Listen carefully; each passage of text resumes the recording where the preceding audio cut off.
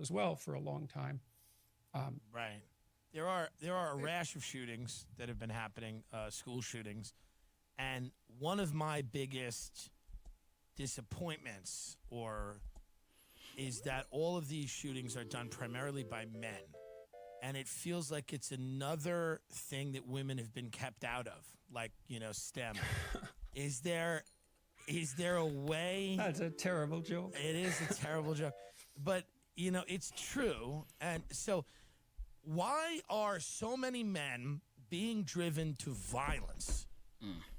Well, it's not so many. I mean, the school shooters are a tiny, tiny, infinitesimal percentage of the population.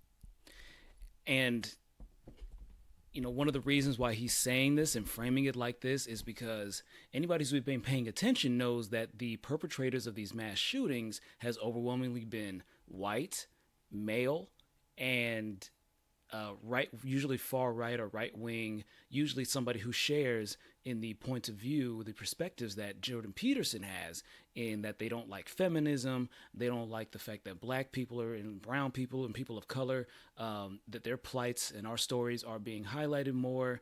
They don't like, what I'm saying? They don't like, political correctness. They don't like, gay people, trans people, all of those things. And so he has to, and the thing is that he has, I don't know if any of these shooters have specifically cited Jordan Peterson as an inspiration. But as a matter of fact, why am I sitting here acting like I don't have the world's information at my fucking fingertips? Let's look it up right now. Mass shooter inspired by Jordan Peterson. Another mass shooting. The shadow of Jordan Peterson beyond order. The first few mass shootings. Let's look at this one. What does this one have to say? Let's go down this a little bit. Feminist fathers biggest thing makes a bigger one. Mass shooters are not disproportionately white. White. Interesting. Okay, hold on a second. It's not Christ movie. It's male power. This account class, culture, history.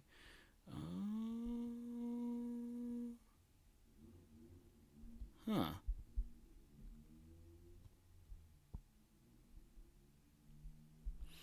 All right, so let's look at this one from Jordan Peterson's, from where Jordan Peterson's from, Toronto, Canada. So there was a Toronto van attack, was a suspect who was obsessed with rejection from women. He is not alone among violent men. The suspect in the fatal van attack in Toronto, and this is from 2018, April 25th, wrote a Facebook post highlighting his violent misogynistic tendencies prior to running down pedestrians on a walkway on Monday. Alec Maniason, who was 25 at the time, he's now 27, I'm guessing, was charged with first-degree murder in the deaths of 10 pedestrians after he plowed through a walkway. Most of his victims were women. While authorities have not yet announced a motive, police said Menassen posted a cryptic message on Facebook indicating he was part of the incel community, or an online group of involuntary celibate men who blame women for rejecting them. Let's see if Jordan Peterson's name comes up. Okay, so his name is not coming up in this. Let's see if Ben Shapiro. Okay, so maybe the names, maybe he doesn't come up in those. Let's see if there's another one. The Daily Signal. This one's from April 2021. Another mass shooting and questions that still go unanswered. Cal Thomas. The first question is, at the FedEx facility in Indianapolis, in which a 19-year-old male murdered 8 people before taking his own life, is how did he get the gun? So how did he legally purchase 2 guns last summer? So this is a good incident to talk about, but I'm specifically trying to look for Peterson here. Okay, well, you know what? It doesn't look like that there are. Feminist philosopher explains Jordan Peterson's biggest mistake makes a bigger one.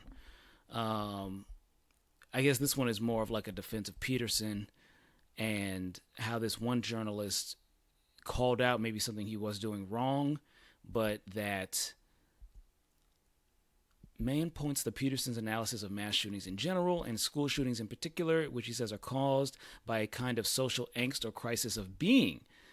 I don't find Peterson's explanation particularly convincing, though existential angst is a broad enough diagnosis that I suppose it could be correct in some fairly useless and non-falsifiable sense. By blaming this angst, she writes, Peterson takes on a huge burden of explaining why white women, people of color, non-binary, blah, blah, blah, blah, almost never act on our existential angst and despair in this way because, as you know, the vast majority of school shooters are white men. Yes, most mass killers are white, but white people represent 3/4 of the U.S. population. If anything, mass killers are disproportionately non-white. And reason they're a right-wing libertarian, mag, they are gonna again try to underplay this shit immediately by saying that, like, oh, white people are actually 3/4 of the U.S. population, and be like, well, therefore, if it actually was on a per capita basis, there would be more white people that are doing it. But that's skirting around the fact that overwhelmingly, most of the people who commit these fucking crimes, you know what I'm saying, are you know what I'm saying, and the other key, most of the things, people that commit these crimes are usually disaffected, disgruntled white men.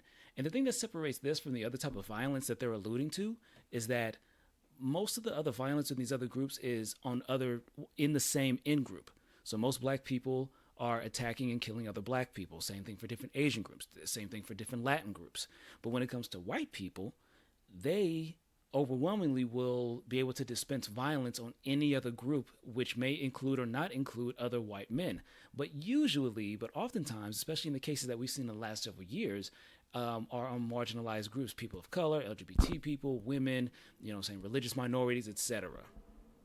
So there's no killers, no mass shooters that have cited Jordan B. Peterson, because sometimes a lot of them do leave manifestos, or they'll show who they were listening to. And like Ben Shapiro, he's been often cited by at least 2 mass shooters in the last several years. But in any case, let's get back to Jordan Peterson. And he's talking about the angst in young men and why they're so prone to these outlandish acts of violence. And so it's very difficult to formulate a policy to deal with such things because they are, in fact, so rare and so unpredictable. Aggression per se has its uses. Males are disproportionately violent compared to females, or at least with regards to physical violence. Females have their own particular brand of aggression, which has more to do with reputation destruction than physical violence, and that starts very early. Yes. You can detect that in children. And you have a very, very large country.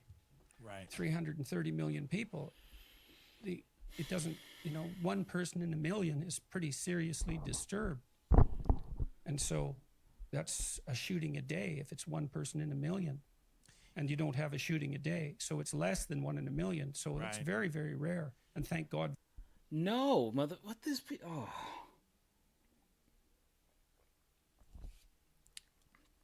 It's not rare because the United States has such a disproportionate amount of guns. We have, I think, more than one, almost 2 guns. I don't think it's 2 guns. I think it's like 1.5 or 1 1/3. Basically, every person can own a gun and then some on average. On average, there are enough guns in this country for every single citizen or resident, I should say, to have at least 1 gun and probably 2 if we would just distribute all the available guns and ammunition evenly. Overwhelmingly, they're disgruntled white men. I'm going to keep repeating that point because it needs to be said. But also, again, this playing around with statistics and whatnot, when you can look at modern nations, other developed industrialized nations, whether it's parts of Europe or Australia or even China, Japan, India, different African countries, different Latin countries, whom they have impoverished peoples. They have a lot of guns and drugs. They have a lot of, all of these other indicators for social violence and whatnot. And yet we far exceed them. And it's not a matter of population. It's not a matter of it's not even really a matter of just the guns themselves, because the guns have been here. What's changed is the explanations for why people's lives are shit, for why people are suffering. Right? And when you are taught that the issues in your life are primarily caused by It is when you look at the numbers like that, but it does feel it's too much, right? I'm sure that, when we look at across the world at other countries that don't have these things, is any of this attributable to the fact that men now, and women as well too, but since we're on the topic of men, are retreating more into the digital world, that they are less socialized, that they are more into potentially not to blame video games, but like people seem to be retreating from the types of social structures that men had participated in for years, which was marriage, family, owning property, things like that. And it seems like a lot of men are not doing those things, or doing those things much later in life.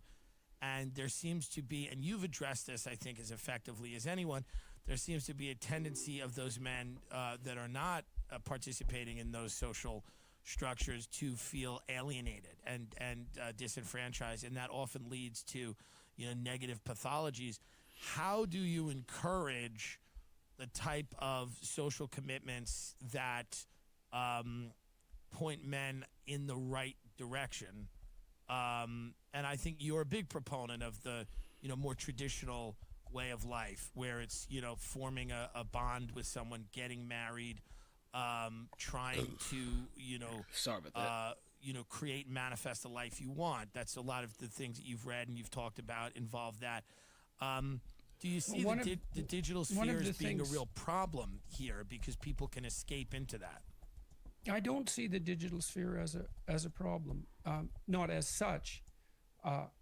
I think pornography might be a problem. Well, that's the digital sphere. And, well, fair enough, but Right on these nuts. decompose the digital sphere into its various aspects, and then look at Well, you're each original, of at them. least. As I haven't heard that one yet. the ease of access of pornography, Bussy and its muncher. proliferation, I think that's not a good thing. I think there are many good things about the digital sphere. I mean, there are large communities of encouragement that have popped up on YouTube. I suppose I am at the head of one, but there are many people doing similar things. Like Jocko Willink is a good example, and your question was, I guess, two-part. You commented that there's perhaps a disproportionate number of people who are feeling alienated from the general community, from life itself, from the social world, from the natural world, for that matter, and that alienated, isolated, and lonely existence can lead to bitterness, and God only knows where that goes, right?